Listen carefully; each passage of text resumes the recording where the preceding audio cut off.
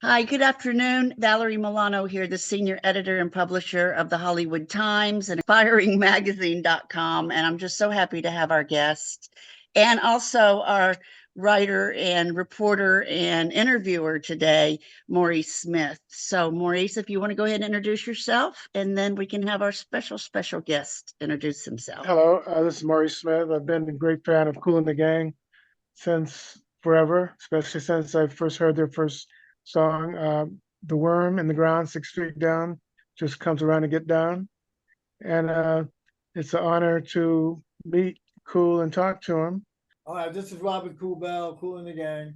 So Kool, it's a great honor meeting you and talking to you. How are you doing today? Hello, with great honor, I'm privileged here to speak with a living legend, Mr. Kool, Mr. Robert Kool and the Gang. How you doing, Mr. Kool? I'm doing fine, Maurice. How are you, sir? I'm doing fine, thank you.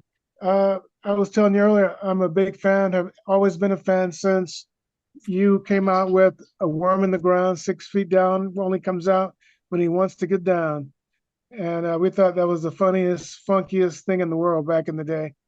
And you guys just kept coming back with more and more and more and more and more, each different in a way, but similar, different styles. And you guys have become a legend. And as I saw in one of your interviews, I was unaware, but you've been sampled 1,800 times, more than any other group by the hip hop. So in a way, you've actually helped generate the hip hop. You Yes, know? that's what I was told from Questlove, actually. He did the homework that said you've been sampled 1,800 times. And I said, what? 1,800 times, Quest? He said, yeah. And that's when he did his homework. And the group became the most sampled band in hip hop in 50 years of hip hop. That is amazing. I want to thank you, congratulate you for being you and your group being inducted into the Rock and Roll Hall of Fame. Should have happened a long time ago, but better late than never. Congratulations from the bottom of my heart. Well, thank you. Like you said, better late than never. Um, we've been around for 60 something years.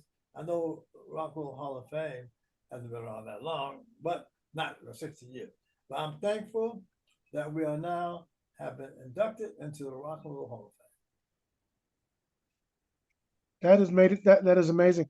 And what I find is also amazing is that you're using your incredible brand to differentiate your profession. Now you've jumped into other genres, such as you now have a champagne brand, which we're going to get into a little later. But I want to start first with your Kool and the Gang, excuse me, Kool and the Gang Kids.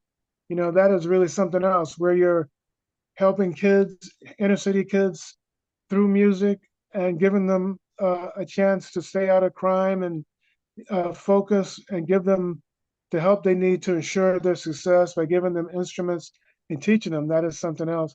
But you're also doing it through your music and through some of the other components of your abilities and your wealth generation properties that we'll get into a little later. Just want to give my condolences that your wife passed away, but her dream and your dream as co-founder still lives on. It's a great legacy. Would you like to tell us something about the Kool the Gang Kids? Yeah, well, that came up with, like you just mentioned, my wife Sakinah.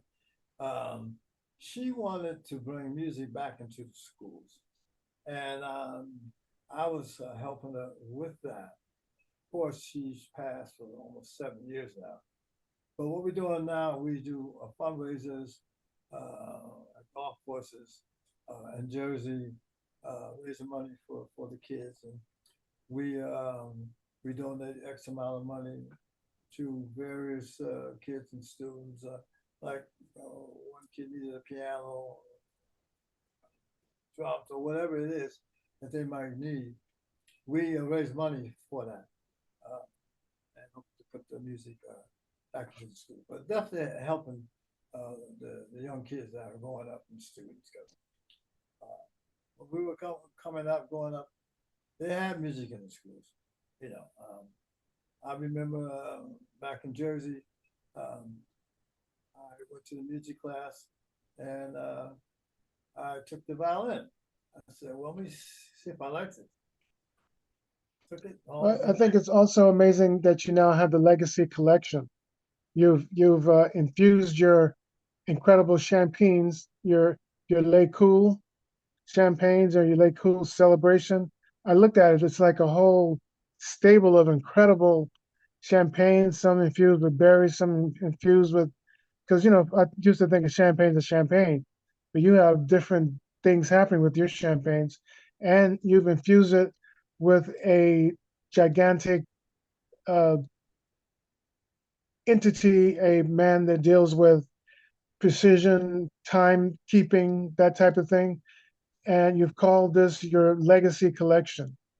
Would you like to go a little further into your legacy collection and tell people how your wines, excuse me, how your champagnes are actually fueling his uh, his watches and how he's actually helping you with the direction of the direction that you like to go with your incredible champagnes. Well, the champagne started several years ago. I was touring in France, and I had 20 shows were sold out. So the promoter came to me. He asked me, "Listen, would you like to sell the champagne at these concerts?" And I said, "No, I don't really want to do that. 'Cause I don't think my fans want to buy a lot of champagne or get a bottle of champagne from the concert. They want T-shirts and caps, stuff like that." So I said, "What I do want to do, I want to get on the shelves." And he looked at me. He said, "You want to get on what?" I said, "I want to get on the shelf like Dom Perignon, like Cristal, Mount Clicquot, up in Ypernay." So he looked at me and said, "Well, go ahead." I came up with the name Le Cool Champagne. And my partner, associate, introduced us to the Berthelot family up in Ypernay. And they became the manufacturer and the winery for our champagne. And I wanted to bring it into America with the name Le Cool because I wanted to have that Prince vibe happening, like Eddie Murphy when he came to America. Anyway, so that's how it started. And we've been growing, and I'm looking forward to 2025 as a good year for what I'm doing with champagne. But champagne is growing. I'm on the Norwegian cruise ships. I'm talking to Carnival at this time. We're also talking to the World Caribbean. We're in about 10 states. Of course, I have a residency in Vegas, so we have it in Vegas. And that's what we have right now with the Cool Champagne. I have a Grand Cru. I have a Blanc de Blanc. I have a Rosé for the ladies. I have a First Lady Champagne for the ladies. And for you men out there want to take care of your First Lady, make sure you get her a bottle of Cool First You have Lady. the icon, you have the signature. Excuse me?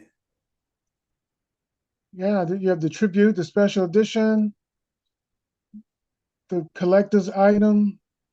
I mean, you have some incredible things here. The tribute, it all looks super cool, It's just amazing. And I read that you guys won an incredible prestigious award in Paris for your um for your champagne. Excuse me, And Maurice. I was unaware that you were in the opening celebrations of the Maurice. Olympics, because I was Yeah. just kind of waiting for the Olympics and I saw Take care. Celine Dion singing, but I was like, yeah.